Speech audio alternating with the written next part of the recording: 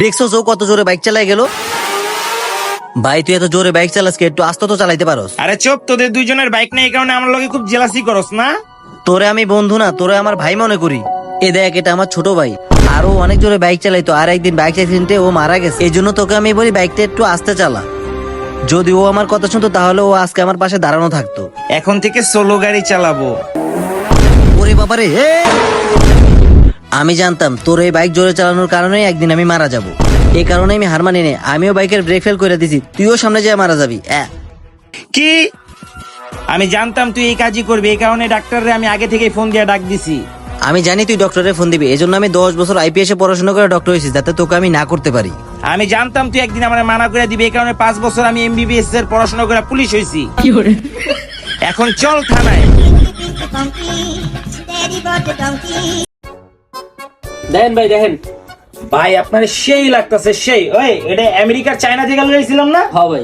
ভাই আপনি এটা লইলেন ভাই, আপনার পুরো হিরোর মতো লাগতেছে, সাকিব খান ভাই আপনি। আরে ভাই এই গিন্দিটা তো আমার, আমি বাসা থেকে পড়ে আইছি মাত্র।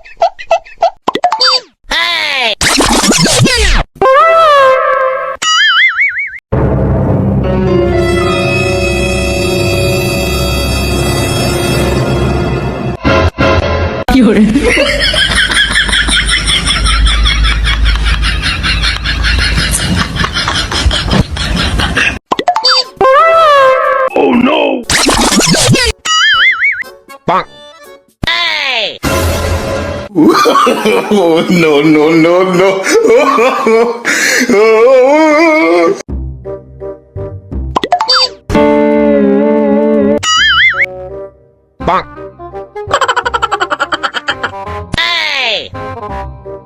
Oh, no.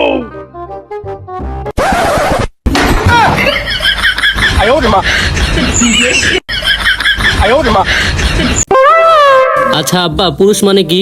যার ইশারায় পুরো বাড়িটা চলে। ও বাবা, তাহলে আমিও মান নাহান পুরুষ হমু। যা এন থেকে, সবই মান্নাহান হয়েছে, যা। আব্বা ও আব্বা, আমার বিয়া করবার মন চাইছে, আমার বিয়া করাই দাও না।